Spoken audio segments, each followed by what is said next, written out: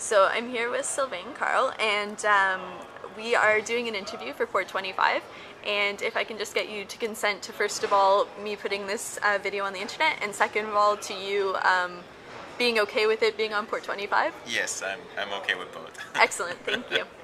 Okay, so the first question that I am going to ask you is a little bit about the startup community in Montreal. So what's the scene like in Montreal? It's incredible, and I'm saying this with some perspective. I've been doing startups for more than 10 years now. Moved in Silicon Valley for a year even to completely soak myself in the startup spirit in the early 2000, 99, 2000.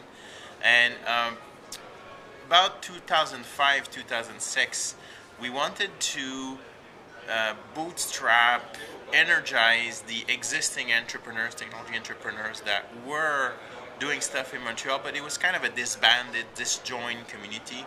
In fact, there was no community. And the first bar camp we organized in 2006 was kind of a defining moment for local startups. And it was kind of the start of working with each other and making it known that startups were happening in Montreal. So at the first bar camp, we were about, I would say, 40 or 50 attendees. And from that bar camp grew many companies. And we also got a series of companies in Montreal that got founded in 2006 and 2007. So my own company, Praise Media, got funded. We got $1 million from Garage at the time.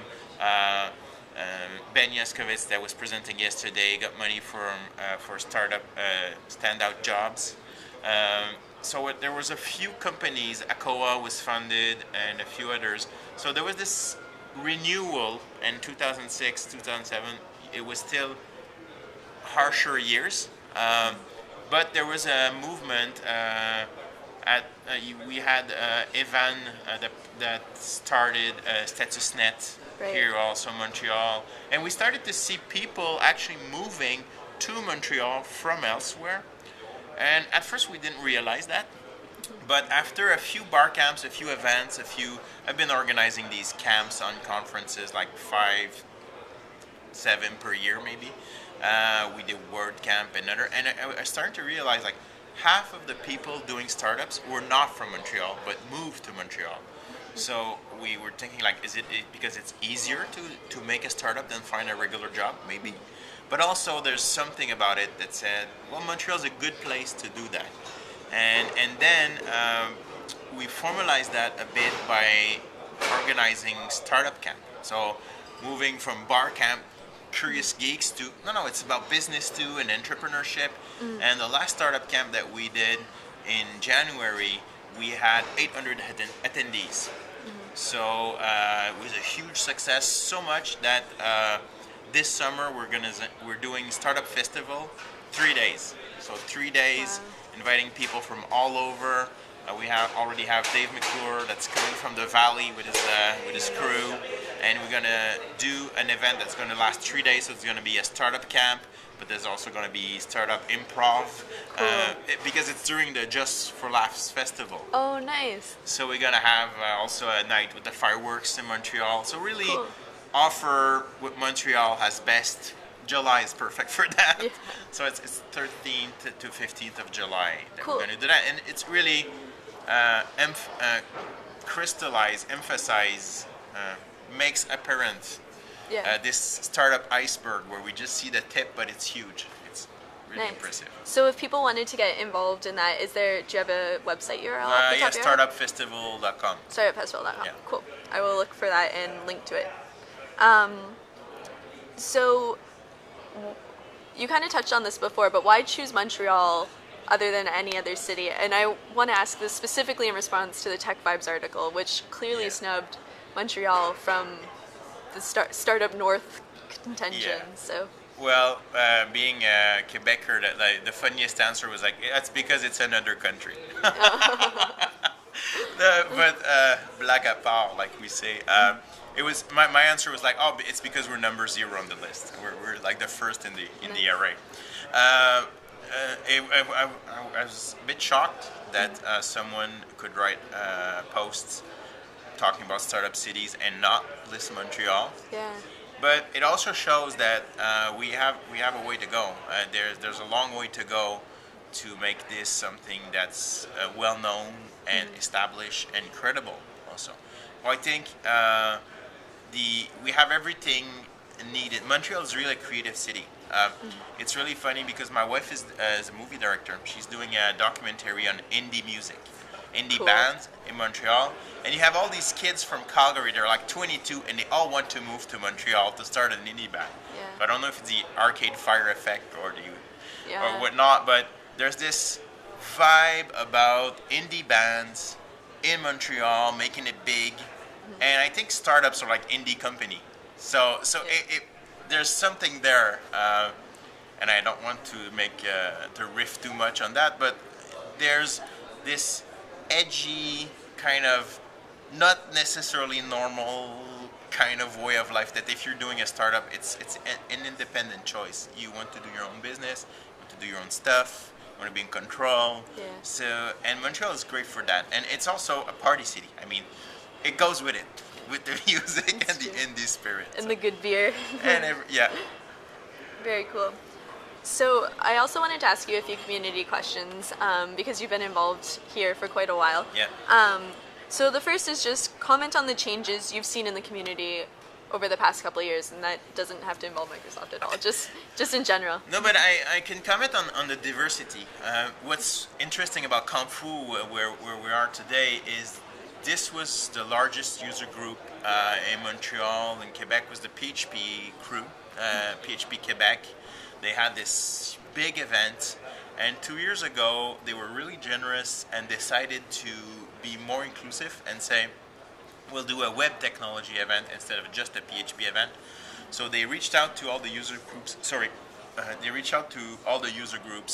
in Montreal, the Ruby group, the Python group, the security, the JavaScript, front-end developers, accessibility, and the amount of energy that was put into that was really parallel to the amount of energy in all the groups. So it really gelled together. Like 2 years ago was a perfect timing to do that. And we've been seeing, like now in Montreal, every night almost there's a tech event somewhere. And I've been working with the group called the Osmo Foundation to create the Notman House. I don't know if you've heard about it. It's a new, we want this place to be a hub, a place where all the free events, the user groups can go, and it's going to be a co-working for startups also. So we're creating this, it's a magnificent house from the 1800s on the corner, like downtown Montreal, center of Montreal, the Sherbrooke and Saint Laurent, and we are going to create this place for all this activity. And like we've been renting the place for 2 months now, and there's a few events every week there, like Girl Geek dinners. We had a lunch party for an iPhone app. The Python group was there. Tonight there's an Open Montreal Open Data Hackathon at Notman House. So it's kind of this frat house for geeks. Awesome. And I'm really proud of that happening because it's the web industry is really fragmented. If you look at the gaming industry, which Montreal is really well known for, you can name like 10 big companies with 1,000 employees each. But in the web, it's more like 1,000 companies with 10 employees each. So it's much more fragmented, and having spaces, having events like Kung Fu or meetups, get together, really helps to gel the community and make things happen and say, well, you know what, I'm not the only guy in town coding Ruby. We're actually like 10. Well, now it's more like 80, but it used to be like you were 10. But now, like on the Kung Fu part, the biggest talk going right now is the Ruby. The Ruby guys are like really happy to find each other and talk together. Very cool. And so I wanted to talk to you, ask you also about, with this growing diversity, how do you see Microsoft playing into all of this? Yeah, that's an interesting question because I'm an open source guy. I mean, I was at Linux Quebec. I started Facile for appropriation of the free software here. And actually the Microsoft guys from Toronto came to see me a few years ago. They came to town and say, "Who should we talk to?" And say, "Talk to Sylvain." And I'm really open, so I said, "Yeah, sure, come and talk with me." And I told them, I mean, if you want to do something with the local community, you have to have local roots. You have to have people here.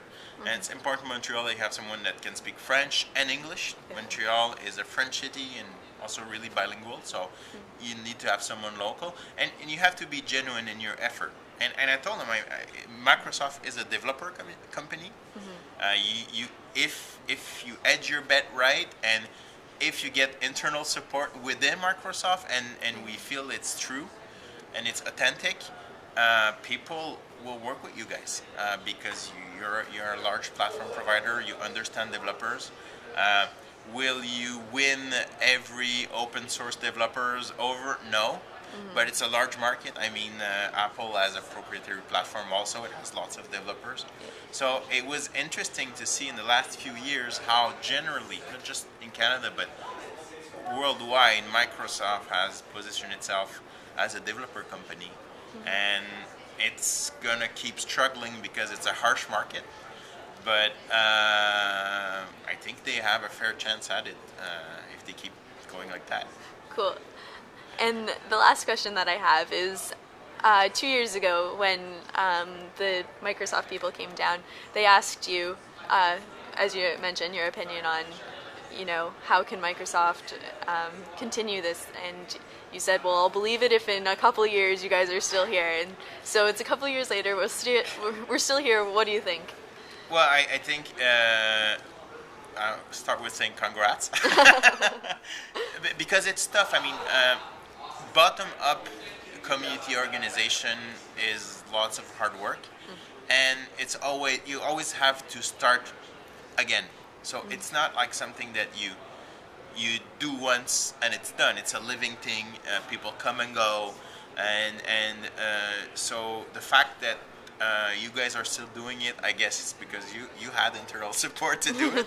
Just the fact that we're talking about it, and I mean, in the last few years, the world has changed a few times. I mean, there was no iPad 2 years ago. That's the tablet to beat today. There was no Android major distribution 2 years ago. There was no Windows Phone 7. So we're this word, the post-PC era. So what's the role of Microsoft in the post-PC area? What's the role of Microsoft in the post-server area, in the cloud area? So even for Microsoft, they have to redefine themselves in the market and within the communities. And all the companies have the same question. So I jokingly said, you don't have the choice. You have to work with local developer communities outside of your natural network, because the classical, I would say the way the classical Windows developer is not going to turn into a cloud developer or a mobile developer so easily. So you have to keep being good at it, and being, if you want to play in the open, be completely open world, and that's kind of as a developer and as someone who builds company, that's my kind of my safety net. That's why I use only open source software.